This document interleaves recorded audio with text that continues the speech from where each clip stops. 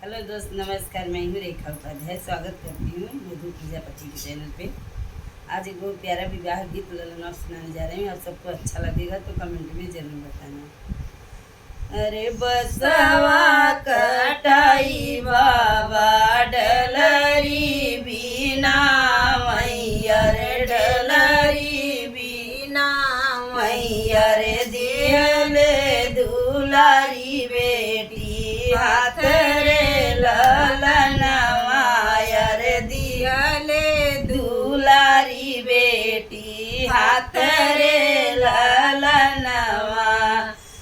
फूलवा ही तोड़ी बेटी चलली मंदिरवा रे, चलली मंदिरवा रे, गौरी पूजत भई देर रे ललनवा रे, गौरी पूजत भई देर रे ललनवा।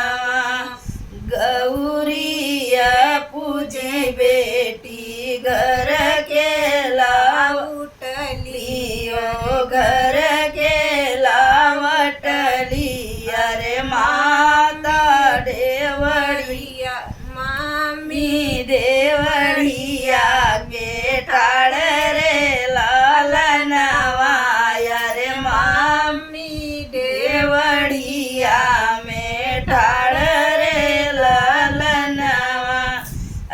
कवन मांगन तू मांगू मोरी बेटी ओ, मांगू मोरी बेटी अरे समसे जे देती बताई रे लालनवा रे, हमसे जे दे तू बताई रे लालनवा। नैहर में मांगे मैया भैया से भतीजवा रे, भैया से भतीजवा रे, सकुना काया मार सुहाग रे लालनवा रे, अपुना काया मार सुहाग रे लालनवा। बसवा कटाई चाचा डलरी बनाव रे, डलरी बनाव रे, बेहले दुलारी बेटी के हाथ रे ललनवा रे, दिहले दुलारी बेटी के हाथ रे ललनवा। ढेलरी अले बेटी चलली मंदिरवा वो, चलली मंदिरवा रे, गौरी पूजत भई देर रे लालनवा रे, गौरी पूजत भई देर रे लालनवा। गौरिया पूजी बेटी घर के लावटली अरे, घर के लावटली अरे, चाची देवड़िया के ठाड़ रे ललनवा रे, चाची देवड़िया के ठाड़ रे ललनवा। कवन मांगन तू मांगू मोरी बेटी ओ, मांगू मोरी बेटी अरे, हमसे जे दे तू बताई रे लालनवा रे, हमसे जे दे तू बताई रे लालनवा।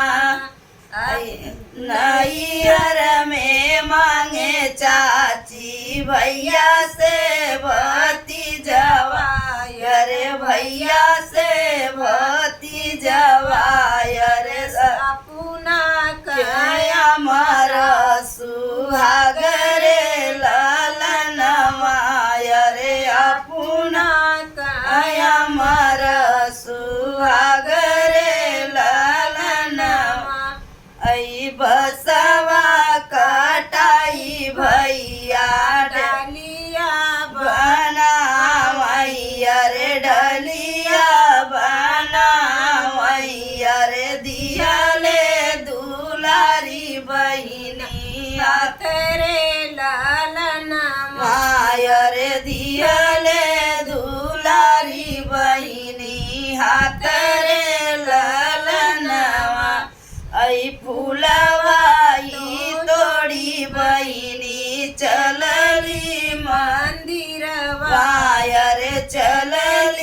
मंदिरवा अरे गौरी पूजत भई देर रे ललनवा अरे गौरी पूजत भई देर रे ललनवा ऐ गौरिया पूजी बहिनी घर के लवटली अरे घर के लवटली अरे भाभी देवड़िया के टाड़ रे ललनवा अरे भाभी देवड़िया के टाड़ रे ललनवा ऐ कमन मांगन तू मांगू मोरी ननदियो मांगू मोरी ननदी अरे हमसे जे देत्यू बताई रे ललनवा अरे हमसे जे देत्यू बताई रे ललनवा ऐ नैहर में मांगे भाभी भैया से